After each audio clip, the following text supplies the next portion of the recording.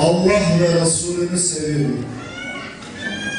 Bunun üzerine Peygamber Aleyhisselam dedi ki El-mer'u ma'a men ahabbe. Kişi sevdiğiyle beraberdir. Evet, Peygamber Aleyhisselam'ı seviyorsan, Allah'ı seviyorsan, bu sevginin içini doldurabiliyorsan, İnşallah ahirette de sen Resulullah Aleyhisselatü Vesselam'la beraber olacaksın. Yine Ensar'dan bir genç, adı Talha, son zamanlarda mescid